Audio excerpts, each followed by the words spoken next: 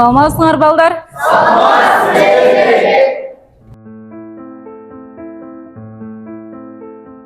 Жакшы эс алып келдиңер балдар? Жакшы. Маанайларыңар жакшыбы?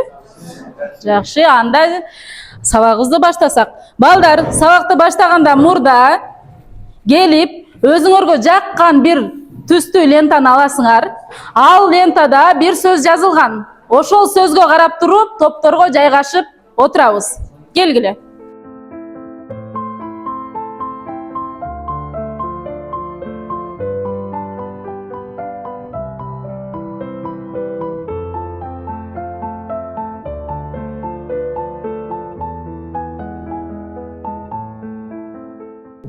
Өзүңөр сүйгөн кесиптин ээси болсун деп атайын мантияны жасап келдим. Алып башыңарга кийип алсаңар.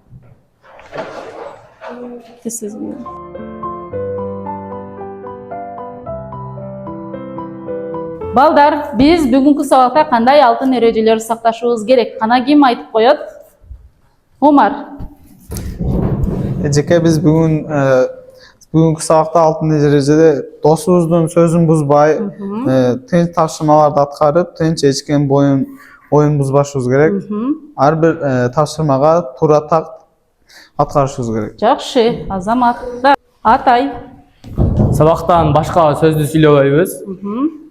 Ушул эчкен жакшы угуп турабыз, эчкен аласпайбыз. Демек биз бүгүнкү сабакта балдар мугалимдин сөзүн угуп, тынч отуруп, достордун сөздөрүн бөлбөстөн, тазалыкты сактап, топто өзүбүздүн активдүүлүгүбүздү көрсөтсөк, сабагыбыздын максатына жетебиз деп айтсак болот, Баллоо критерийи боюнча эгерде үй тапшырмага жооп берсе 1 балл, сабакка активдүү катышса 1 балл, өз оюн эркин жана жеткиликтүү айта алса анда 1 балл, топ менен иштөөдө салымын кошо алса 1 балл, алган билимдерин мисалдар менен келтирип айта алган болсо 1 балл деп өзүбүзгө балдан беребиз.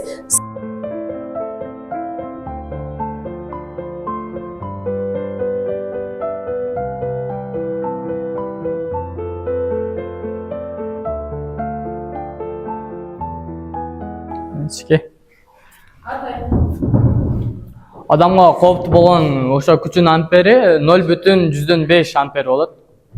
Анда кийинки сурообуз.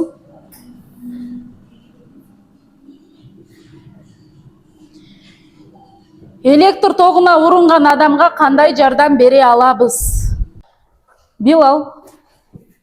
Адамды тогуза биз датчикти өчүрүшүбүз керек, же адамдын кийиминен тартышыбыз керек. Кийим токто өткөрбөйт. Жакшы, Азамат.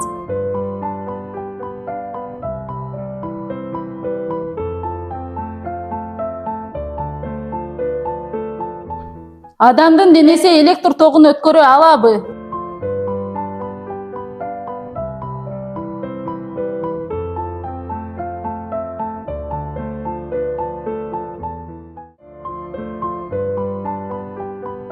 Электр тогу адамдын денеси аркылуу өтсө эмне болот?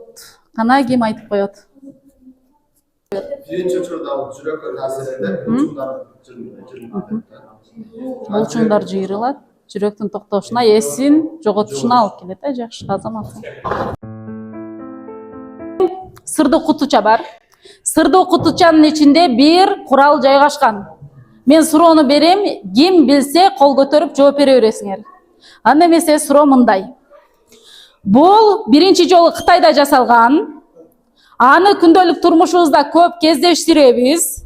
Анын негизги бөлүгү болуп, уштуу октун айланасында жеңил айлануучу магнит эсептелет. Бул кандай прибор?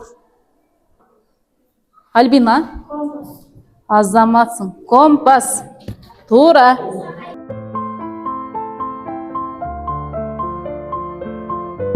Кийинки суроо. Эки уюлдуу, эки формалуу, эки түстүү, эки түрдүү. Бул кандай курал? Адам. Магнит. Жакшы. Азаматсың. Туура, магнит. Демек, балдар, биздин бүгүнкү өтө турган темабыз магнит. Магнит талаасы, жердин магнит талаасы. Балдар, биз бүгүнкү сабагыбызга кандай максат коюп алсак болот? Кана ким айтып коет? Сезим. Magnitlerden türlörün bilişimiz gerek. Biz magnitler jönünde bilmeyen nerselerimizi же болбосо biz bilip түшүнбөгөн нерселерди тартып алсак. Жакшы, азаматсың. Магнит жана магнит талаасы жөнүндө түшүнүк алсаңар, заттардын магниттик касиеттерин билсеңер, магнит жана магнит талаасынын жашоо турмушта, техникада колдонулушу жөнүндө билсеңер, демек биз бүгүнкү сабагыбыздын максатына жеткен болобуз.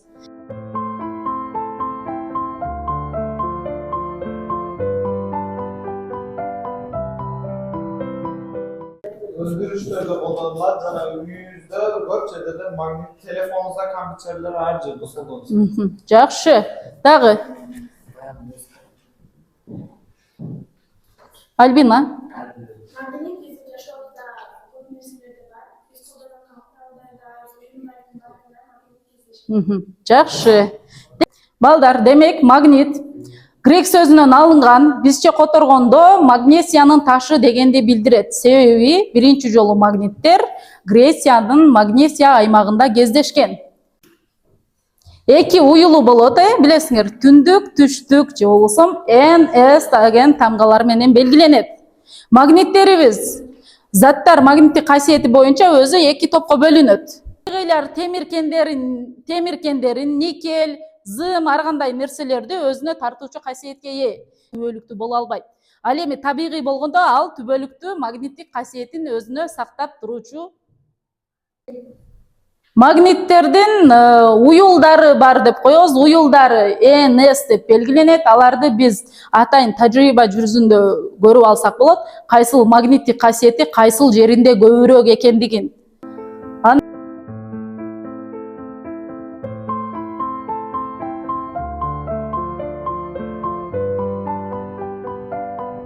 Карама каршы уюлдар болгондо алар тартылышат, бирдей уюлдар болсо түртүлүшөт деп коебуз. Магниттер өзү эки топко бөлүнөт, табигый жана жасалма болуп. Алар диамагнетиктер, парамагнетиктер жана ферромагнетиктер болуп, магниттик касиети боюнча дагы бөлүнүп кетет. Бул жерде диамагнетиктер магниттик талаанын таасирин азайтат. Парамагнетиктер болгондо магниттик талаанын таасирин күчөтөт. Ал эми ферромагнетиктер болсо магниттик талаанын таасирин эки эсе күчөтүүчү касиетке ээ болот.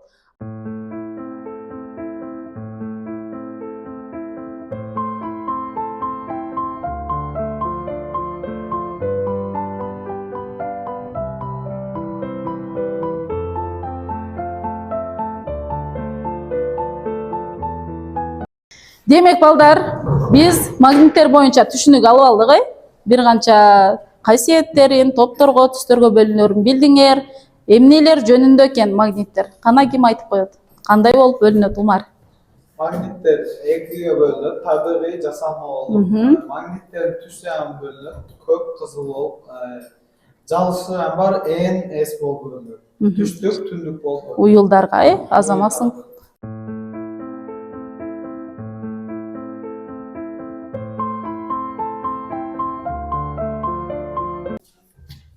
Магниттер бизге жашообузда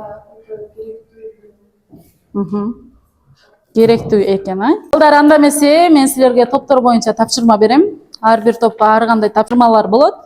Активдүү болуп, биргеликте аткарганы аракет кыласыңар деп ойлойм.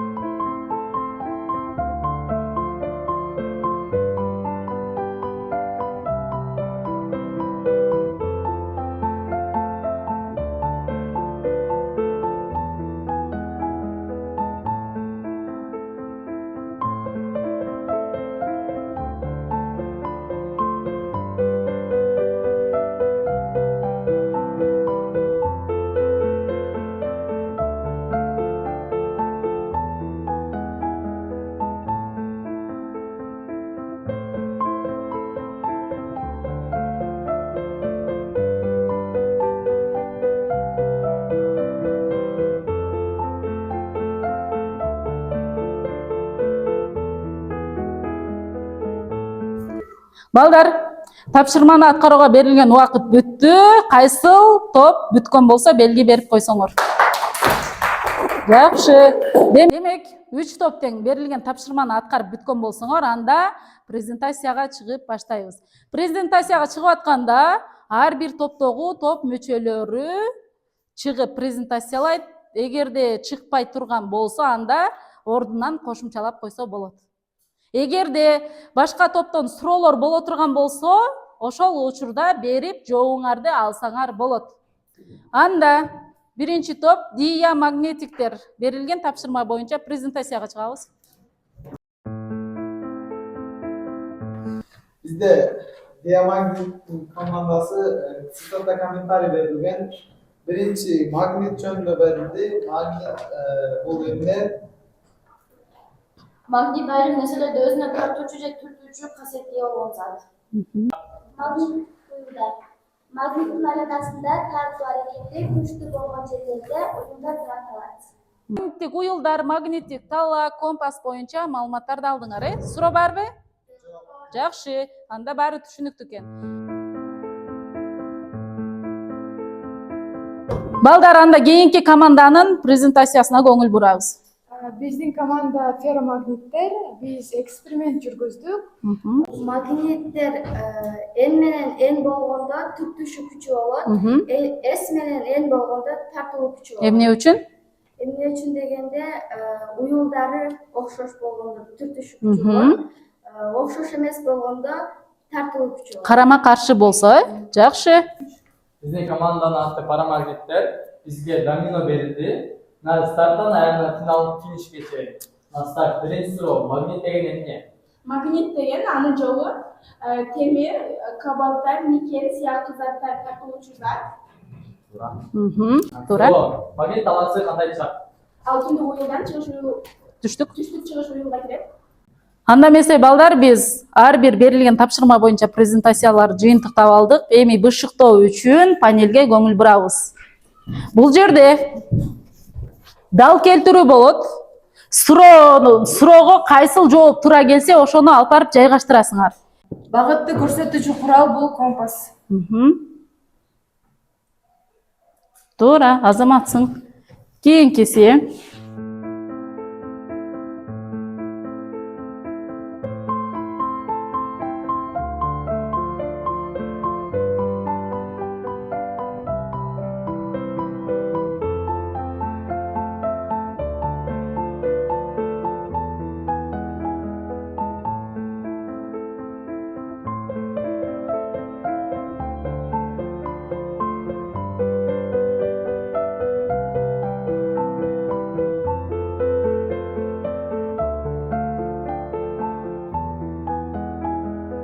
Балдар, силерге баалоо баракчасын бергенмин. Ошол баалоо баракчасына ар бир аткарган ишиңер боюнча плюс белгисин коюп чыгасыңар. Ал эми баш жагына аты, фамилияңарды жазып коесуңар.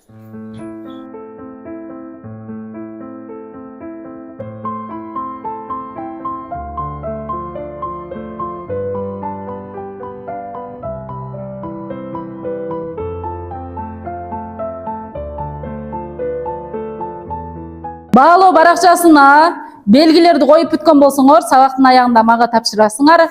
Ал эми үйгө тапшырма болот. Жердин магниттик уюлдары боюнча моделди жасап келебиз. Ар бир топко тиешелүү бул тапшырма. Сабак жактыбы? Жакты. Эмнелер жөнүндө билдик бүгүнкү сабакта? Магниттер, алардын түрлөрү, табигый жасалма болуп бөлүнүшү, техникада колдонулушу болду. Жакшы. Сабакка активдүү катышып бергендигиңер үчүн рахмат. Саламатта баргыла.